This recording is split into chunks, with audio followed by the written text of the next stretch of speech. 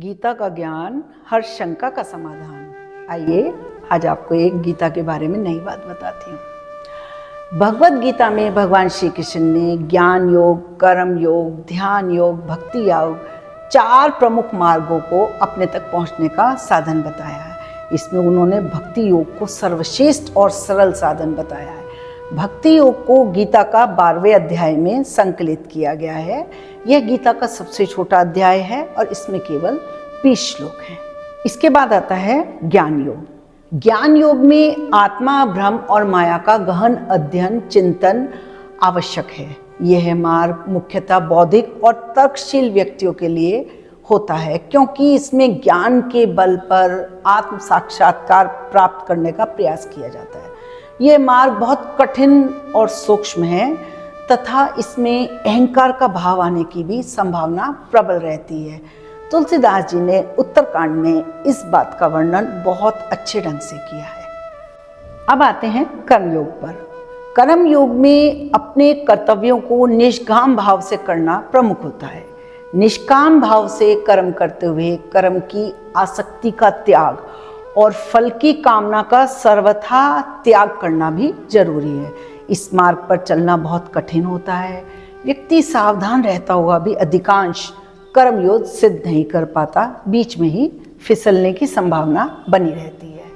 अब आते हैं ध्यान योग पर। ध्यान योग में साधक को एकांत में मन को नियंत्रित करके एकाग्रता से बंद आंखों से एकटक भवों के मध्य में कूटस्थ स्थान को, कूटस्थ केंद्र को, जिसको तीसरी आंख भी कहते हैं, अपने मन को संकल्प विकल्प छोड़ के स्थिर करना होता है।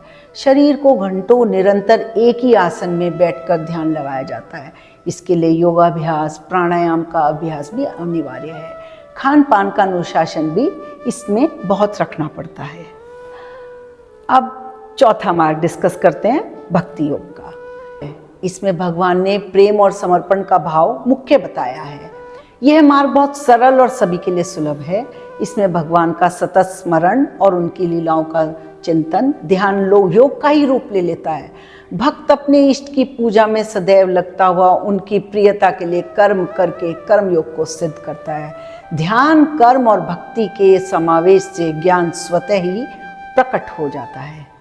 तो इस प्रकार से भक्ति मार्ग में ध्यान योग, कर्म योग मिलकर ज्ञान योग को भी सिद्ध कर देते हैं।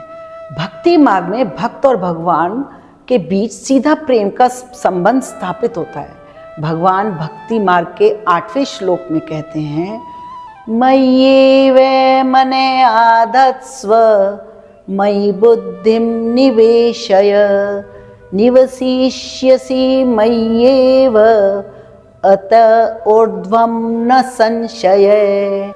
भगवान कहते हैं कि हे अर्जुन, मुझ में अपने मन को लगा, मुझ में ही बुद्धि को लगा, इसके उपरांत तो मुझ में ही निवास करेगा, इसमें कुछ भी संशय नहीं है। तो अब आप समझ ही गए होंगे कि भगवान ने सब मार्गों में सबसे सरल मार्ग भक्ति योग का क्यों बताया है। भगवान शंकराचार्य जी को ज्ञान योग का मुख्य वो समझा जाता है, क्योंकि उन्होंने हमारे चारों मठों की स्थापना की थी। उन्हें भी आखिर में ज्ञान योग से भक्ति योग में ही आना पड़ा था, तभी उन्हें भगवान पूर्णतः मिले थे। तो यह सिद्ध करता है कि सब योगों का मार्ग भक्ति योग से ही होकर गुजरता है। हरे कृष्णा।